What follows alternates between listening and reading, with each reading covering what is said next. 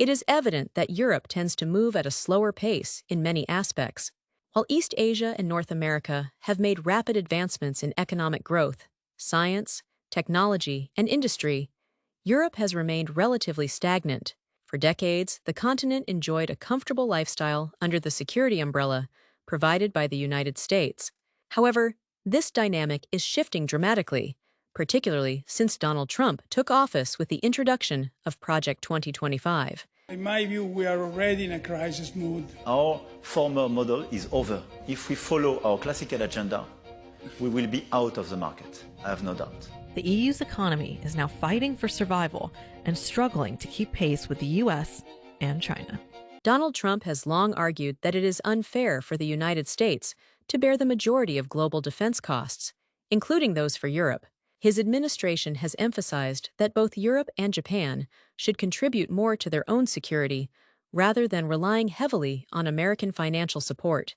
Between 2021 and 2024, the total defense expenditure of EU member states increased by more than 30%, reaching an estimated $326 billion in 2024, approximately 1.9% of the EU's GDP. However, the Trump administration has set a much higher target, advocating for a defense spending level of 5% of GDP. Despite NATO leaders agreeing in 2014 to allocate at least 2% of their national GDP toward defense, only a few EU member states, Estonia, Lithuania, Poland, Latvia, and Greece, have met or exceeded this benchmark. The reluctance of the broader EU and NATO to significantly increase defense spending is largely attributed to the continued security backing of the United States. Even for countries that do meet the 2% threshold, their overall contributions remain minimal in comparison. Estonia and Lithuania, for example, allocate only $136 billion to $2 billion for their defense budgets, whereas the United States spends $886 billion. Europe's slow response extends beyond defense, affecting various aspects of economic and industrial growth. 15 years ago, the European economy was 10% larger than that of the United States. By 2022, however, it had fallen 23% behind. During this period, the GDP of the European Union, including the UK before Brexit, grew by just 21%, measured in dollars, compared to 72% for the US and a staggering 290% for China. This contrast underscores the challenges Europe faces in maintaining economic competitiveness.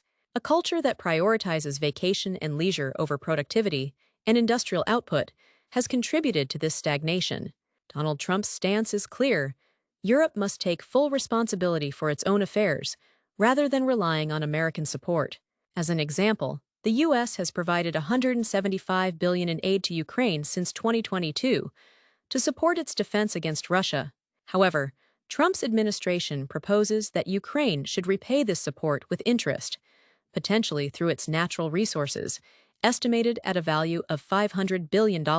This suggests an implied interest rate of 185.71%, which remains relatively modest, considering it encompasses both past and future expenditures, including the reconstruction of Ukraine's infrastructure.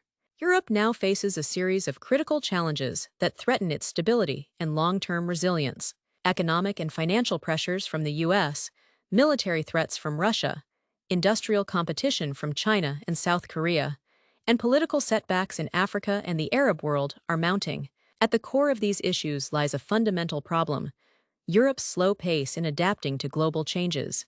Without decisive action, the continent risks further decline in economic power, geopolitical influence, and security.